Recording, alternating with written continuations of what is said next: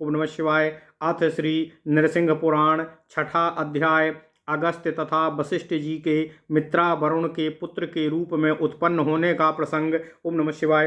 ओम नमः शिवाय। ओम नमः शिवाय। सूतवाच सृष्टिस्ते कथिता विष्णोर्मयास्य जगतो द्विजः देवदानव यक्षाद्या यथोत्पन्ना महात्मनः यमुद्दिश्य त्वया पृष्टः पुराहमृषि सन्निधौ मित्रा वरुणपुत्रत्वं वसिष्ठस्य कथं त्विति तदिदं कथयिष्यामि पुण्डाख्यानं पुरातनं शृङ्गुष्वैकाग्रमनसा भरद्वाजो विशेषतः सर्वधर्मार्थतत्त्वज्ञः सर्ववेदविदां वरः पारगः सर्वविद्यानां दक्षो नाम प्रजापतिः तेन दत्ता शुभा कन्याः सर्वाः कमललोचनाः सर्वलक्षणसम्पूर्णाः कश्यपाय त्रयोदश तासां नामानि वक्ष्यामि निबोधत ममाधुना अदितिर्दितिर्दनुः काला मुहूर्ता सिंहिका मुनिः इरा क्रोधा चासुरभिर्विनता सुरसाखसा कद्रुश्च शर्मा चैव याते यातु देवसुनी स्मृतः दक्षस्यैता दुहितरस्थाः दक्षस्यैता दुहितरस्ताः प्रदातो कश्यपायसः तासां ज्येष्ठा वरिष्ठा च अदितिर्नाम तो द्विज अदितिः सुशुभे पुत्रान् द्वादशाग्नि समप्रभान् तेषां नामानि वक्ष्यामि शृणुष्व गदतो मम। ओम नमः शिवाय। ओम नमः शिवाय। ओम नमः शिवाय। यैरिदं वासरं नक्तं वर्तते क्रमशः सदा भर्गो सुस्त्वार्यमा चैव मित्रोऽथो वरुणस्तथा सविता च विधाता च विवस्वांश्च महामते त्वष्टा पूषा तथैवेन्द्रो विष्णुर्द्वादशमः स्मृतः एते च द्वादशादित्यास्तपन्ते वर्षयन्ति च तस्याश्च मध्यमः पुत्रो वरुणो नामतः लोकपाल इति ख्यातो वारुण्यां दिशि शब्द्यते पश्चिमश्च समुद्रस्य प्रतीच्यां दिशि राजते जातरूपमयः श्रीमानास्ते नाम शिलोच्ययः सर्वरत्नमय शृङ्गैर्धातु प्रस्त्रवणान्वितौ। ओम नमः शिवाय। संयुक्तो भाति शैलेशो नानारत्नमयः शुभः महादरी गुहाभिश्च सिंहशार्दूलनादितः नानाविविक्तभूमिषु सिद्धगन्धर्वसेवितः यस्मिन् गते दिनकरे तपसा पूर्यते जगतो तस्य शृङ्गे महादिव्या जाम्बूनदमयी शुभा रम्या मणिमय स्तम्भैर्विहिता विश्वकर्मणा पुरी विश्वावती नामो समृद्धा भोगसाधनय तस्यां वरुण आदित्यो दीप्यमानः स्वतेजसा पति पाति सर्वानिमान् लोकान् नियुक्तो ब्राह्मणा स्वयं उपास्यमानो गन्धर्वैस्तथैवाप्सरसां गणै दिव्यगन्धानुलिप्ताङ्गो दिव्याभरणभूषितः कदाचिद्वारुणो यातो मित्रेण सहितो वनम् कुरुक्षेत्रे शुभे रम्ये सदा बाह्यार्थिसेविते नाना पुण्यफलोपेते नानातीर्थसमाकुले आश्रमा यत्र दृश्यन्ते मुनीनामूर्ध्वरेतसाम तस्मिंस्तीर्थे समाश्रित्य बहुपुष्पफलोदके चीरकृष्णाजिनधरौ चरन्तौ तप उत्तमं तत्रैकस्मिन् वनोद्देशे विमलोदे हृदा शुभः बहुगुल्मलताकीर्णो नाना पक्षी निसेवितः नानातरुवनच्छन्नो नलिन्याः चोपशोभितः पौण्डरीक इति ख्यातो मीनकच्छप सेवितः ततस्त्रुमित्रावर्णो भ्रातरो वनचारिणो तम तु देशं गतौ देवो विचरन्तो यदृच्छयाः ताभ्यां तत्र तदा दृष्टा उर्वशी तु वराप्सरा स्नानयन्ती सहितान्याभिः सखीभिः सा वराननाः गायन्ती च हसन्ती च विश्वस्ता निर्जने वने गौरी कमलगर्भाभा स्निग्धकृष्णा शिरोरुहा पद्मपत्रो विशालाक्षी रक्तोष्ठी मृदुभासिनी शंखकुन्देन्दुधवलैर्दन्तैरविरलय समय शुभ्रू सुनासा सुमुखी सुललाटा मनस्विनी सिंहवन सूक्ष्म मध्यांगी पीनोरुजय धनस्तनी और मधुरालाप चतुरा सुमध्या चारुहासिनी रक्तोत्पलकरा तन्वी सुपदी विनयान्विता पूर्णचंद्र निभा बाला मत्ता दुरेदगामिनी पूर्णचंद्र निभा बाला मत्ता दुरदगामिनी दृष्ट्वा तस्यास्तु तद्रूपं तौ देवो विस्मयं गतो तस्या हास्येन लास्येन स्मितेन ललितेन च मृदुना वायुना चैव शीतानिलसुगन्धिना मत्तभ्रमरगीतेन पुष्कोकुलरुतेन च सुस्वरेण हि गीतेन उर्वश्या मधुरेण च ईक्षितो च घटाक्षेण स्कन्धतुस्तावपि निमेः सापादथोत्क्रम्य स्वदेहान् मुनि सत्तमहां वसिष्ठमित्रा वरुणात्मजोऽसि त्वथोचुरागत्य हि विश्वदेवा रेतास्त्रिभागं कमले चरत्तद वसिष्ठ एवं तु पितामहोक्तेः। ओम नमः शिवाय। त्रिधा समभवद्रेताः कमलेथ स्थले जले अरविंदे वसिष्ठस्तु जातः सा मुनिसत्तमाः स्थले त्वगस्त्यः सम्भूतो जले मत्स्यो महादुती सा तत्र जातो गतिमान् वसिष्ठः कुंभे त्वगस्त्या सलिलेथ मत्स्यः स्थानत्रये तत्यपितं समानं मित्रस्य यस्मादुर्णस्य रेतः एतस्मिन्नेव काले तु गता सा उर्वशी दिवम् उपेत्य नान्द्रसीतैव देवो गतो भूयः स्वमाश्रयम् यमावपि तु तप्येते पुनरुग्रं परं तपः तपसा प्राप्तु कामौ तौ परं ज्योतिः सनातनं तपस्यन्तो सुरश्रेष्ठो ब्रह्मागत्येदं ब्रवीतो मित्रा वरुणकौ देवौ पुत्रवन्तो महाद्युति सिद्धिर्भविष्यति यथा युवयोर्वैष्णवी पुनः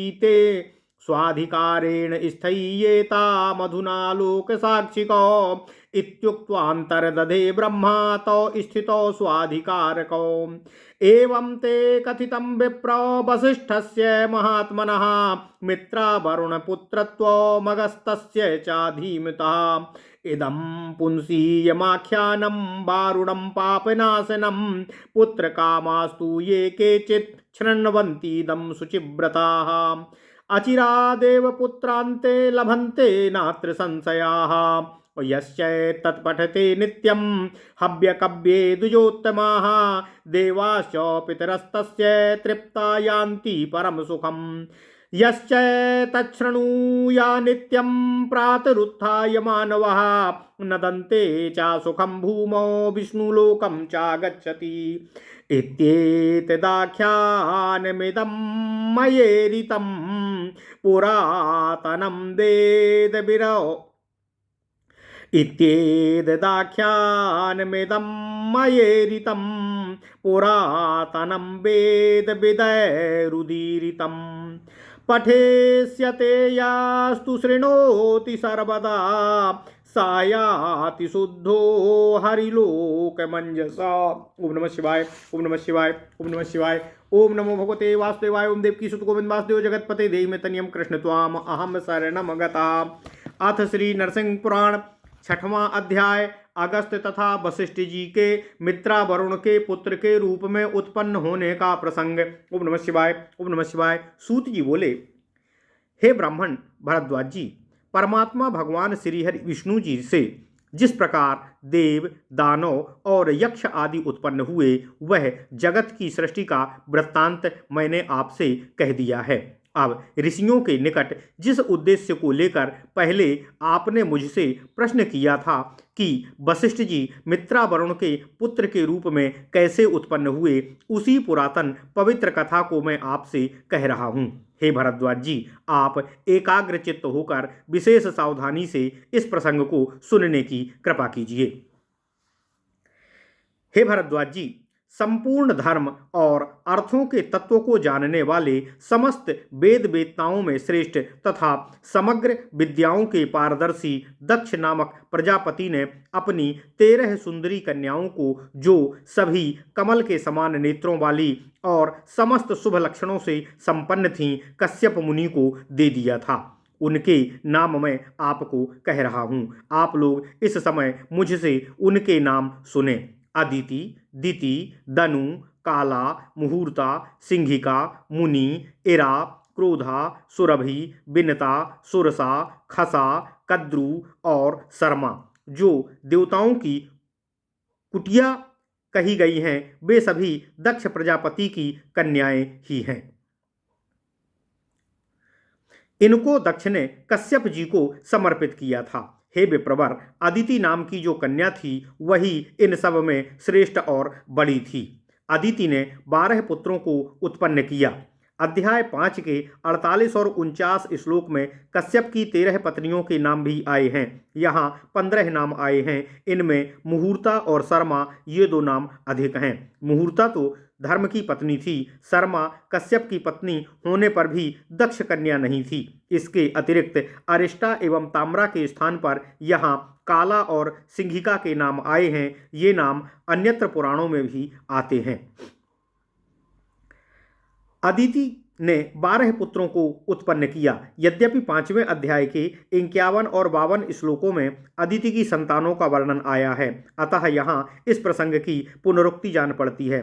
तथापि इसका समाधान यह है कि वहाँ सृष्टि वर्णन में प्रसंग में यह बात कही गई और यहाँ वशिष्ठ तथा अगस्त जी के मित्रा वरुण के पुत्र रूप में पुनरुत्पत्ति कैसे हुई, इस प्रश्न के समाधान के प्रसंग में मित्र और वरुण देवताओं का परिचय देना आवश्यक हुआ था। अतः वे दोनों 12 आदित्यों की परिगणित हैं। अतः अदिति के उन 12 पुत्रों का पुनः वर्णन प्रसंगवत आ गया है। अतः पुनरुक्ति दोष नहीं मानना चाहिए। अदिति के 12 पुत्र उत्पन्न किए, जो अग्नि के समान कांतिवान एवं तेजस्वी थे। उन सबके नाम मैं आपको बतला रहा हूँ, आप मुझसे सुने। ओम नमः शिवाय, ओम नमः शिवाय, ओम नमः शिवाय। उन्हीं के द्वारा सर्वदा क्रमशः दिन और रात होते रहते हैं। भग, अंशु, अर्यमा, मित्र, वरुण, सविता, धाता, विवस्वान, त्वष्टा, पूषा, इंद्र और 12वें पुत्र के रूप में भगवान श्रीहरि विष्णु स्वयं थे। यह 12 आदित्य तपते और वर्षा कराते हैं। हे भरद्वाज जी, अदिति के मध्यम पुत्र वरुण लोकपाल कहे गए हैं। इनकी स्थिति वरुण दिशा अर्थात पश्चिम में बतलाई जाती है। ये पश्चिम दिशा में पश्चिम समुद्र के तट पर सुशोभित होते हैं।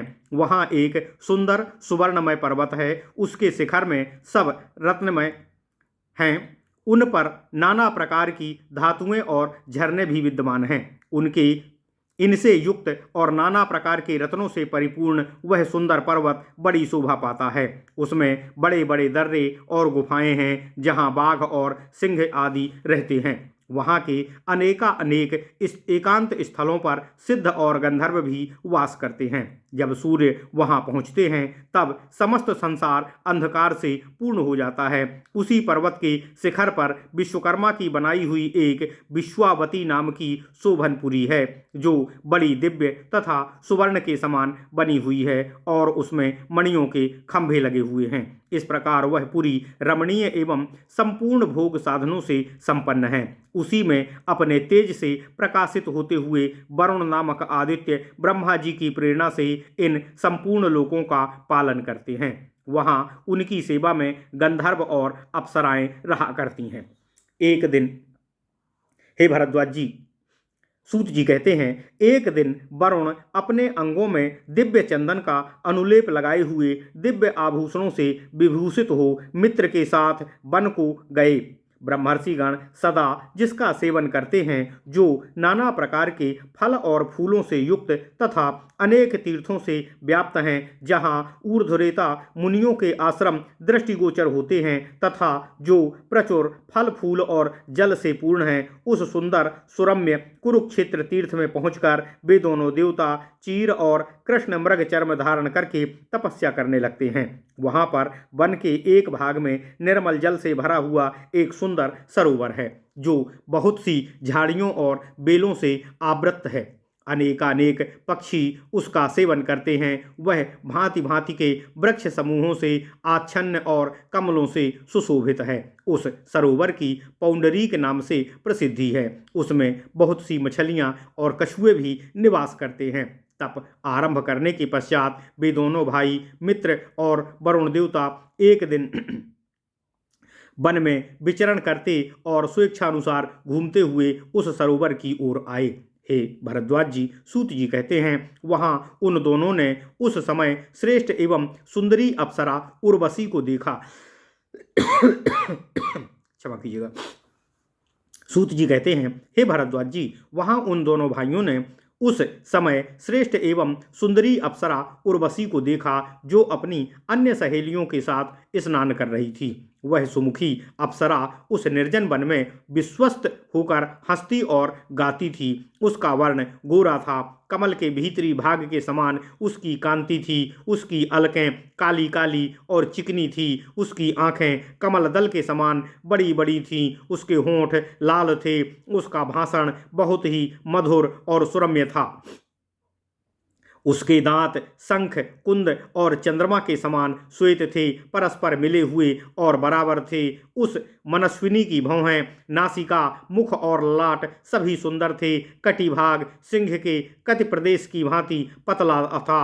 उरोज, उरु और जघन ये मोटे और घने थे। वह मधुर भाषण करने में चतुर थी। उसका मध्य भाग सुंदर और मुस्कान बहुत ही मनोहर थी। दोनों हाथ लाल कमल के समान सुंदर एवं कोमल थे। शरीर पतला और पैर सुंदर थे। वह बाला बड़ी ही विनीता थी। उसका मुख पूर्ण चंद्र के समान आह्लादजनक और गति मध्य गतराज के समान मंद थी। उर्वशी के उस दिव्य रूप को देखकर वे दोनों मित्र और वरुण विस्मय में पड़ गए।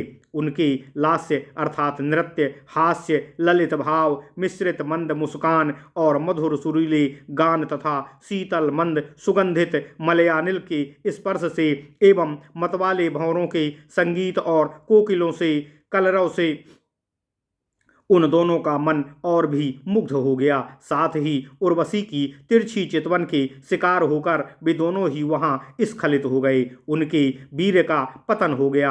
हे मुनिसत्तम, इसके बाद निमि के शापवश वशिष्ठ जी का जीवात्मा अपने शरीर से पृथक होकर मित्रावरुण के वीर्य में आविष्ट हो गया। एक बार राजा निमि ने यज्ञ करने की इच्छा से अपने पुरोहित वशिष्ठ जी से परामर्श किया। वशिष्ठ जी ने कहा, मैं देवलोक के एक यज्ञ का आरंभ करा चुका हूँ। उसके समाप्त होने तक आप अपना यज्ञ रोके रहें। वहाँ से आकर हम आपका यज्ञ आरंभ कराएंगे। निमि ने उनकी प्रतीक्षा नहीं की। वशिष्ठ जी ने लौटने पर यज्ञ होता देख राजा को श्राप दिया कि तुम विदेह हो जाओ। तब राजा ने भी शाप दिया कि आपका भी यह शरीर न रहेगा। इसी श्राप के कारण वशिष्ठ तुम मित्रावरुण के पुत्र होगे। इस प्रकार विश्वदेवों ने निमि को शुक्र में आकर कहा था। तब ब्रह्मा जी का भी यही कथन था। अतएव मित्रावरुण के 3 स्थानों पर ओम नमः शिवाय, ओम नमः शिवाय, गिरे हुए वीर से जो भाग कमल पर गिरा, उसी से वशिष्ठ जी की उत्पत्ति हुई। उन दोनों देवताओं का वीर्य 3 भागों में विभक्त होकर कमल, जल और स्थल अर्थात घड़े में गिरा। कमल पर गिरे हुए वीर्य से मुनिवर वशिष्ठ उत्पन्न हुए। स्थल पर गिरे हुए बीज कि रेत से अगस्त्य और जल में गिरे हुए वीर से शुक्र अत्यंत कांतिमान मत्स्य की उत्पत्ति हुई। इस तरह उस कमल पर बुद्धिमान वशिष्ठ, कुंभ में अगस्त्य और जल में मत्स्य का आविर्भाव हुआ, क्योंकि मित्रा वरुण का वीर तीनों स्थानों पर बराबर गिरा था। इसी समय उर्वशी स्वर्गलोक में चली गई। वशिष्ठ जी और अगस्त्य इन दोनों ऋषियों को साथ लेकर वे दोनों देवता पुनः अपने आश्रम पर लौट आए और पुनः उन दोनों ने अत्यंत उग्र तप आरंभ किया। हे भरद्वाज जी, सूत जी कहते हैं, तपस्या के द्वारा सनातन परम ज्योति अर्थात ब्रह्मधाम को प्राप्त करने की इच्छा वाले उन दोनों तपस्वी देवेश्वरों से ब्रह्मा जी ने आकर यह कहा, महान कांतिमान और पुत्रवान मित्र तथा वरुण देवताओं, तुम दोनों को पुनः वैष्णवी सिद्धि की प्राप्ति हुई है। इस समय संसार के साक्षी रूप से तुम लोग अपने अधिकार पर स्थित हो जाओ। यूं कहकर ब्रह्मा जी अंतर्ध्यान हो गए और वे दोनों देवता अपने अधिकृत पद पर स्थित हुए। ओम नमः शिवाय। हे ब्राह्मण, इस प्रकार महात्मा वशिष्ठ जी और बुद्धिमान अगस्त्य जी जिस प्रकार मित्रा वरुण के पुत्र हुए थे, वह सब प्रसंग मैंने आपसे कह दिया। यह वरुण देवता संबंधी पुंसवनाख्यान पाप नष्ट करने वाला है। जो लोग पुत्र की कामना से शुद्ध व्रत का आचरण करते हुए इसका श्रवण करते हैं, वे शीघ्र ही अनेक पुत्रों को प्राप्त करते हैं, इसमें संदेह नहीं है। जो उत्तम ब्राह्मण हव्य या देवयाग और कव्य अर्थात पितृयाग से में इसका पाठ करता है, उसके देवता तथा पितर तृप्त होकर अत्यंत सुख को प्राप्त करते हैं। जो मनुष्य नित्य प्रातः काल उठकर इसका श्रवण करता है, वह पृथ्वी पर सुखपूर्वक प्रसन्नता के साथ रहता है और फिर भगवान श्रीहरि विष्णु जी के लोक को प्राप्त करता है।